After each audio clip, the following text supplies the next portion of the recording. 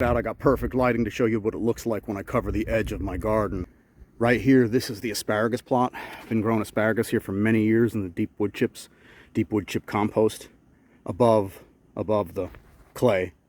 If you were here, you could see how deep that is. It's very deep. But anyway, this is the edge, and more often than not at the end of the season, the coarsest wood chips either break down, or maybe sometimes they wash away or they get raked away. Either way, when they break down, what I like to do is rake them up on top of the beds because they're super broken down.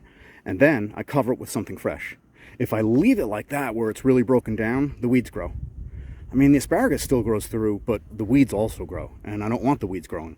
So to keep it exclusive so that the weeds don't grow, well, I mean, they can grow over here, that's fine, but I don't want them growing past that border, and I certainly don't want my asparagus to have to compete with them for the nutrients in the soil. Not that there's short supply of nutrients. Hey, let's not do that with my asparagus. Thank you, sir.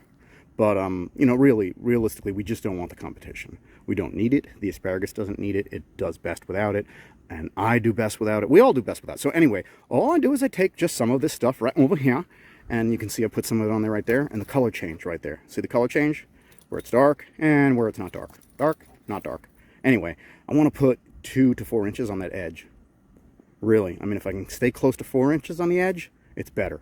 Because that'll resist through the entire growing season, all the way into the fall, and then it'll give me an opportunity to assess it at that point. But anyway, just thought y'all might like to see how we sort of regenerate the edges of our deep mulch beds, and this is one of the practices that we utilize, and it works really well.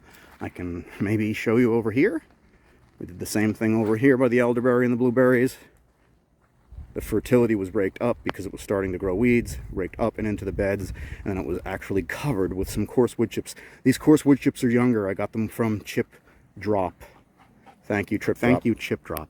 What it looks like when it's all finished up. Raked back, pressed back, so it's got a good clean edge.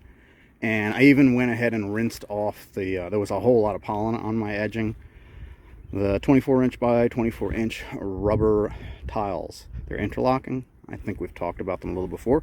So what's left to do here? What I might do is I might put a mushroom tea on this edge right here.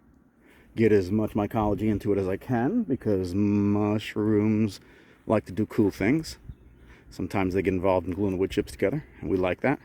And if they glue those wood chips together, then I don't have to worry about them eroding away. So I can take that approach. I can increase the amount of fungi right there just by pouring a few of my local indigenous mushroom species spores right onto those wood chips. It doesn't stay wet all the time, you know, but it will cycle from wet to dry, so on and so forth.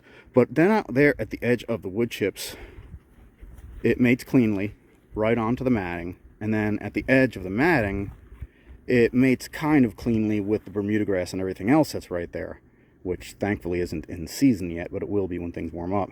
But right there, I'm going to run an edger, run the edging machine around the edge, and it cuts a groove, and that helps me keep any of the migration of grasses and weeds to a minimum. It allows me to use my mower to cut and bag, you know, catch all of that debris, collect it, and then compost it. I don't care. I'm not afraid. It doesn't matter if it's Bermuda. It makes no difference to me.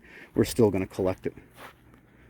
And that works really well. This will keep the weeds back. I won't get grasses coming in there. I won't get all kinds of stuff germinating because the wind blows the weed seeds in.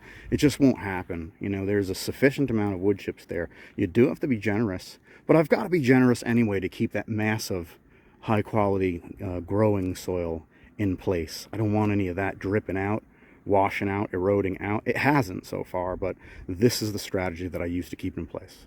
Okay? Looking pretty good. Apples coming in. Greenhouse covers going out soon enough. Hopefully by April 15th we'll know whether or not we're going to be good for spring. But things are looking up already. Thanks for stopping by and watching. As always, God bless.